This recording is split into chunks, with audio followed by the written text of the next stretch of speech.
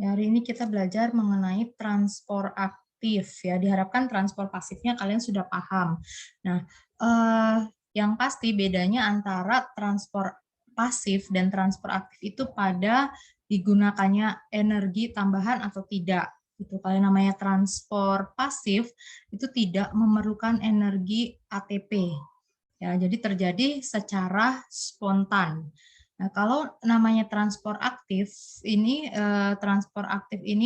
membutuhkan tambahan energi. Ya, kalau misalnya transportnya itu terjadi pada sel, kira-kira apa sih bedanya antara sel yang bisa melakukan transport pasif sama transport aktif? Kalau pada transport aktif, selnya harus sel yang apa? Anda tahu nggak? Kalau transport aktif, selnya harus sel yang bagaimana? Ingat, kan butuh tambahan energi ya untuk terjadinya transport aktif. Berarti selnya haruslah sel yang mati.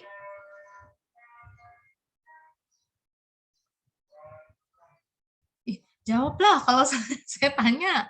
Sel yang, ini suara saya kedengeran nggak sih? Kedengaran, Bu. Kedengeran.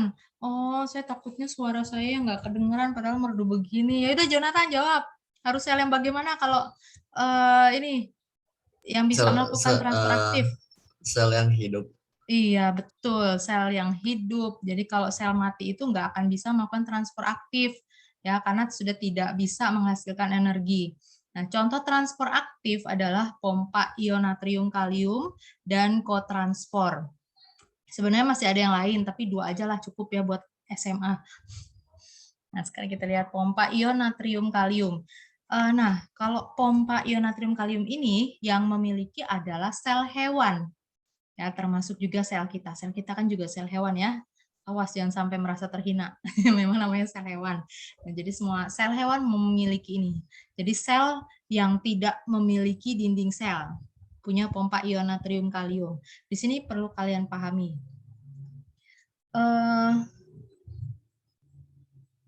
Jadi di dalam sel hewan ya, di dalam sel kita itu dipertahankan supaya ion K+ itu tinggi di dalam sel. Bentar, saya mencoret-coret. Ya, jadi di dalam sel ini ion K+-nya ini dipertahankan supaya tinggi. Nah, di dalam sel. Nah, berarti dibandingkan di luar sel. Nah, tapi kalau Na+ ini dipertahankan supaya di dalam sel lebih rendah daripada di luar sel. Berarti Na+-nya di luar ini lebih tinggi. Gitu. Nah, kalau K+ di dalam tinggi, terus Na+ di luar tinggi, berarti yang lebih negatif di dalam atau di luar? Sama-sama positif nih. Ya kan? Kalium muatannya positif. Natrium muatannya positif. Tapi mana yang lebih positif berarti jadinya? Di dalam atau di luar?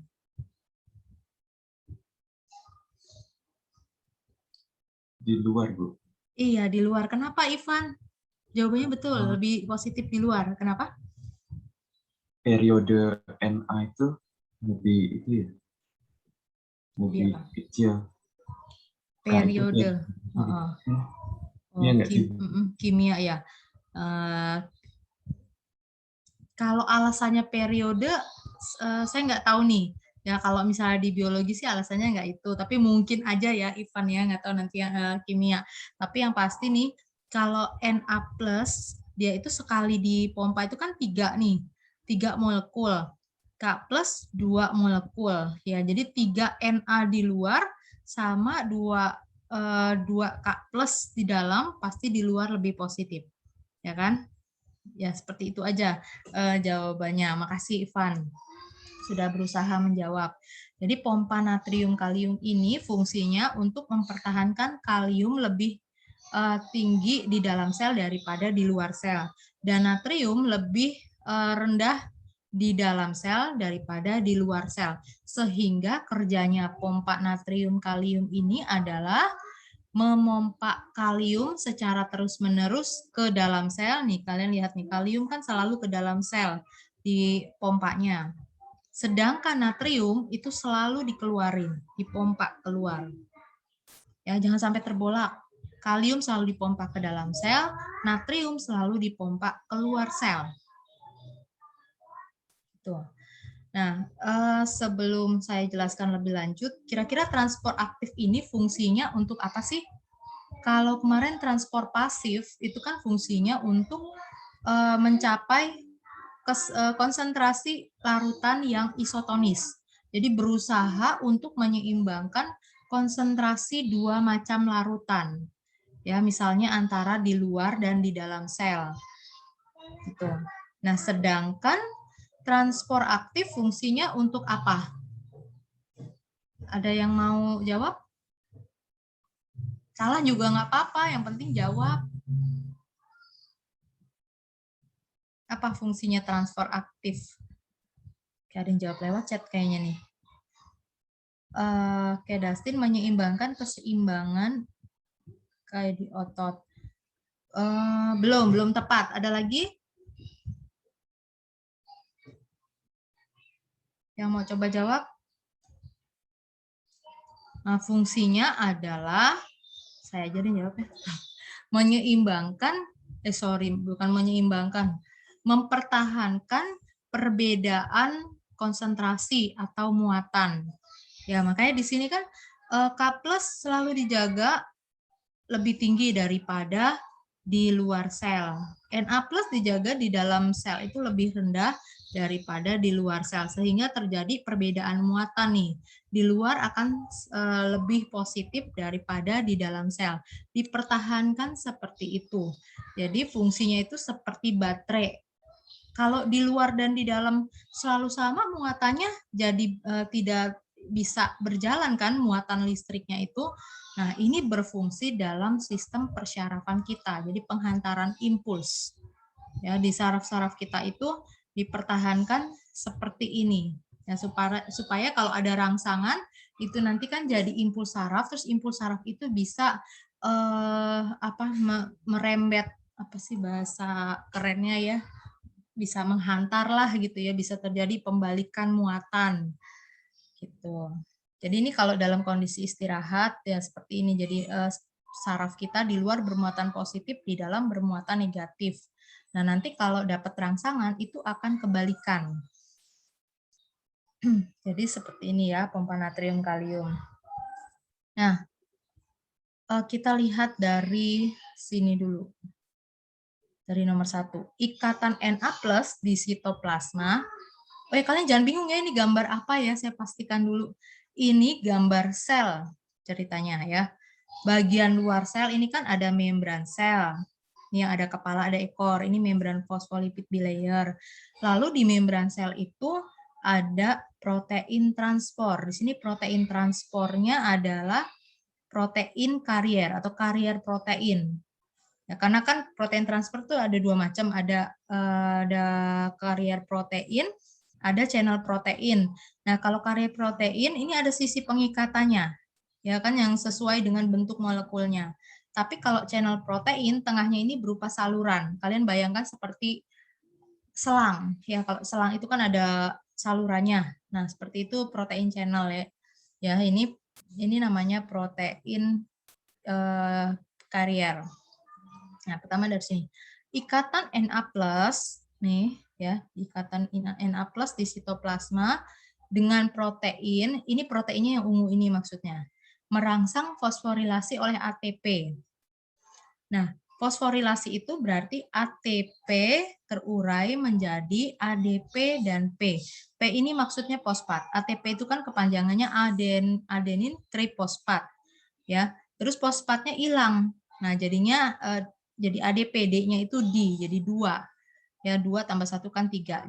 Jadi fosfat yang satunya lagi dia akan nempel di sini, di protein karier ini. Ya, jadi ikatan akibat Na+ itu nempel di protein, ya maka terjadi fosforilasi ATP. Ini fosforilasi. Lalu yang kedua nih, fosforilasi menyebabkan protein berubah bentuk. Jadi fosforilasi menyebabkan proteinnya berubah bentuk. Nih lihat berubah bentuk. Tadinya Na yang buat lubangnya tempat nempelnya Na+ itu kan bulat gitu kan, terus jadi secara fisik ini kan kelihatannya agak gepeng sehingga udah nggak pas lagi buat Na+. Nah, dengan mengubah bentuk Na+ dilepas keluar sel, diikat, dan K+ dari luar sel diikat. Gitu. Jadi karena berubah bentuknya maka Na+ keluar. Nah, setelah itu gantian K+-nya yang diikat oleh protein transport ini. Nah, terikatnya K+ ini menyebabkan defosforilasi. Nah, kalian lihat di sini. K+-nya nempel, fosfatnya lepas ya ini kan.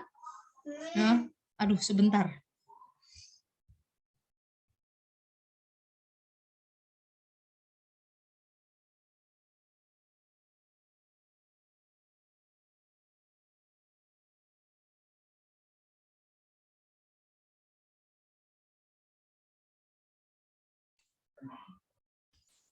Tuh, sampai mana tadi ya? Ini tadi K+-nya kan terikat nih di sisi pengikatan di protein transport. Nah, pengikatan K+ ini merangsang terjadinya defosforilasi. Kebalikannya nih, jadi fosfatnya lepas, terus nanti gabung sama ADP. Itu bisa membentuk ATP lagi. Ya. Jadi ikatan K+, yang nomor 4 nih, merangsang dilepasnya kelompok fosfat. Nih, lepas. Lalu yang kelima, hilangnya fosfat mengembalikan bentuk semula protein K+ dilepas di dalam sel. Nah, jadi dilepas. Lalu siklus diulang kembali. Nah, ini sebenarnya menunjukkan satu protein transport saja ini ya. Banyak di sini ada 6, cuman menunjukkan tahapannya saja. Gitu. Jadi natrium sama kalium ini dia punya protein transport yang sama. Ya, jadi prosesnya itu secara antipod. Antipod itu artinya transport dua macam molekul dengan arah yang berlawanan seperti ini. Na+ ke arah luar, K+ ke arah dalam. Nah, jadi intinya dari transport aktif ini ya kita ingat pengikatan Na+ menstimulasi terjadinya fosforilasi. Ya, lalu Na+ itu akan dipompa keluar sel, terus terikatnya K+ menstimulasi terjadinya defosforilasi. Lalu K+ dipompa ke dalam sel. Gitu saja. Ada yang mau ditanyakan sampai sini? Ada yang mau ditanyakan atau dinyatakan? Atau kurang banyak bahannya biar ditambah lagi? Ini aja ya, cukup ya. Nanti kebanyakan dosis. Nggak bagus. Nanti nggak bagus saya soalnya nanti kebanyakan. Nggak cukup waktunya itu aja.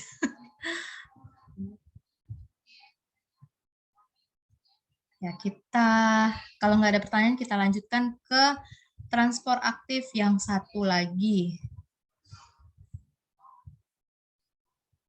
Satu lagi adalah kotransport.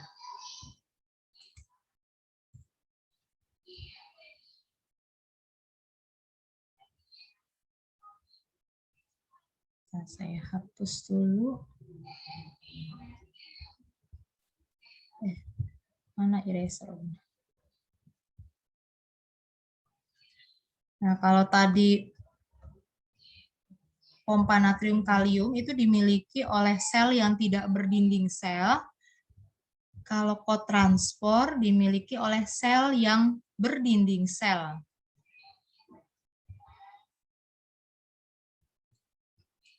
Nah, untuk pengertiannya sendiri, kotransport itu adalah transport molekul yang melibatkan 2 protein transport. Ya, ada 2 kan. Protein transportnya tuh atas bawah. Nih, jadi ini protein transport nih. Nih. Yang ini juga protein transport. Jadi yang namanya cotransport itu transport molekul yang melibatkan 2 macam protein. Dua protein transport. Nah, protein transport yang satu ini nih yang buat sukrosa ini akan aktif jika yang pompa proton ini aktif. Nah, ya, kalian sambil kalau belajar biologi sambil berimajinasi ya. Jangan bingung ini gambar apa. Ini gambar sel. Selnya tapi nggak utuh ya. Yang ini nih, yang di sebelah sini kan bagian yang ada sitoplasmanya nih. Nah, di sininya yang ekstrasel. Lalu ini membran selnya. Di membran sel ada protein transport. Gitu. Jadi ceritanya nih, anggaplah ini sel, oh ya ini kan sel yang punya ini adalah sel yang berdinding sel ya, jadi yang memiliki cotransport ini ada sel bakteri, terus sel tumbuhan, sel jamur, ya yang punya cotransport. Ceritanya nih ya, misalnya sukrosa mau masuk ke dalam sel bakteri, karena bakterinya itu misalnya butuh sukrosa ya. Tapi sukrosa nggak bisa otomatis masuk gitu aja. Ya secara pasif nggak bisa. Nah, caranya gimana? Dia masuknya harus barengan dengan proton, dengan H+. Ya, tapi H+-nya itu harus yang berasal dari dalam, yang hasil dari pemompaan ini pompa proton. Nah, berarti kita mulai dari sini.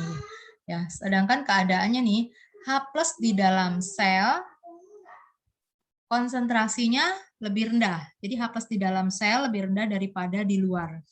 Nah, gimana caranya H+ yang sedikit ini bisa keluar sel? Nah, berarti harus ada tambahan energi. Ya, energi ATP. Ya, jadi ada ini namanya pompa proton. Jadi H+ ini dipaksa untuk keluar sel. Nah, kenapa dipaksa? Karena ini adalah transport aktif. Kenapa transport aktif? Karena di dalam lebih sedikit daripada di luar. Gitu. Jadi yang sedikit ini untuk keluar mesti dipaksa, mesti dapat tambahan energi. Lalu setelah H+-nya keluar, nanti H+-nya akan masuk lagi.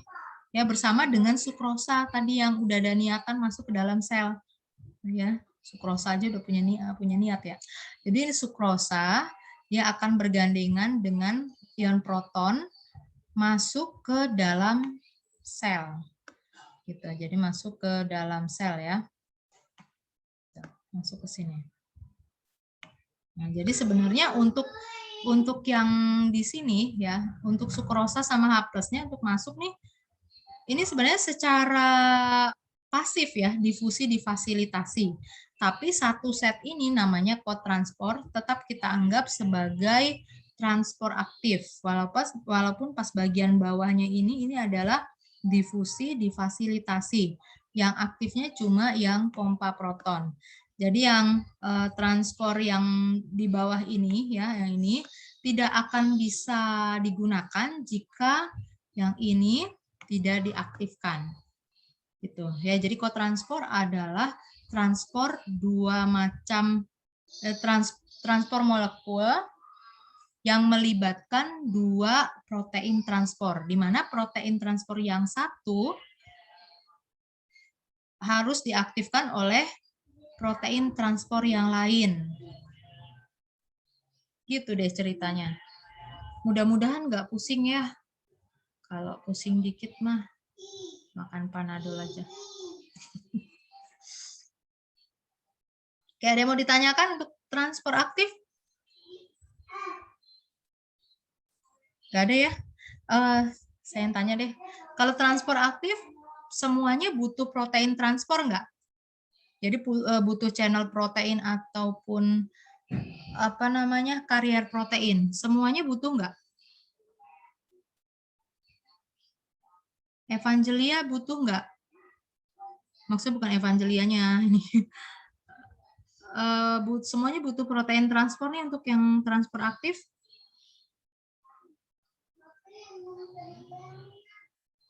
Evangelia. Udah nggak denger kayaknya. Udah semuanya butuh ya. Butuh protein transport. Kalau transport pasif tidak semuanya butuh protein transport ya. Osmosis tidak butuh protein transport. Nah, kalau difusi difasilitasi yang butuh protein transport.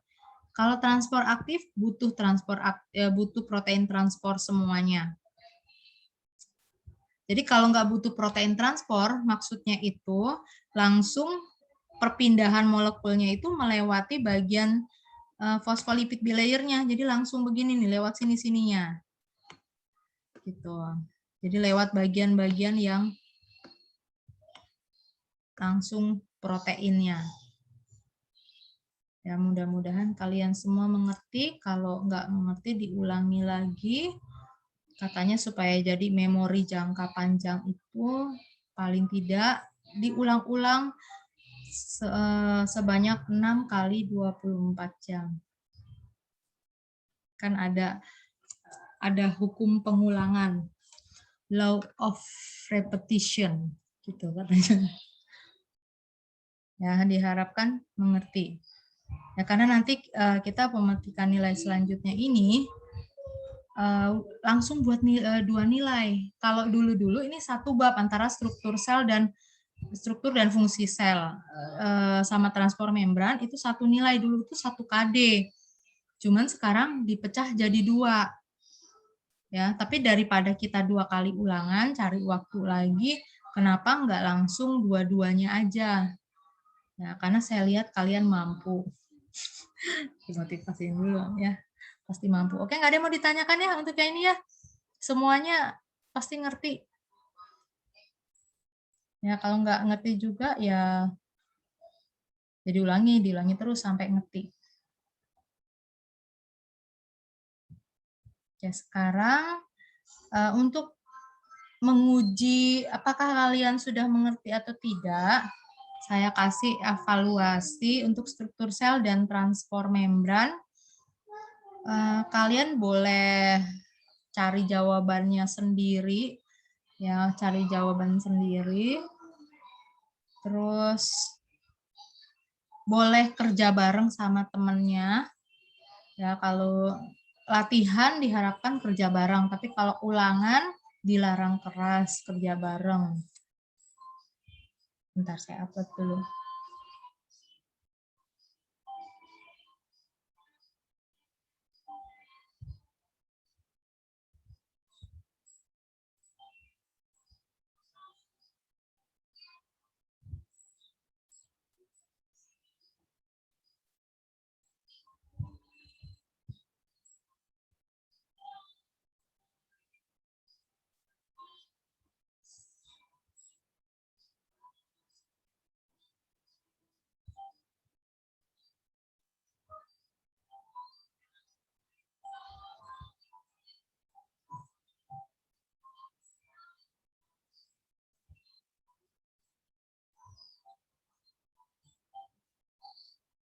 Saya salah upload, malah upload soal ulangannya.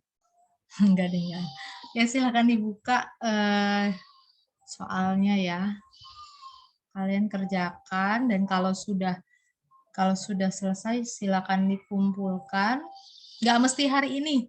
Yang penting sebelum ulangan kalian kumpulkan. Ya, supaya saya bisa melihat kalian sudah berusaha menjawab. Syarat untuk mengikuti ulangan sudah mengumpulkan soal evaluasi ini ya, tapi pastinya yang sudah diisi. Untuk jawabannya nanti saya kasih apa enggak? Enggak usah. Nanti kalau kalian udah ngerjain semua, saya baru tanya bagian mana yang nggak bisa dikerjain, itu saja nanti yang kita bahas. Ya, kalau misalnya hari ini semua kan nggak mungkin ya. Jadi hari ini kalian coba menjawab semuanya dulu 30 soal itu. Nanti pertemuan selanjutnya kan kita masih bisa tuh ya ketemu sebelum hari Rabu. Sebelum hari Rabu itu hari Senin ya kalau nggak salah. Hari Selasa. Wah, pas banget ya. Yang penting cari jawaban aja dulu. Mau di breakout room apa enggak? Biar kalian bisa diskusi. Mau ya? Biar bisa ngobrol-ngobrol. Tapi mesti ngobrol ya. Jangan diem-diem, jangan lewat line aja.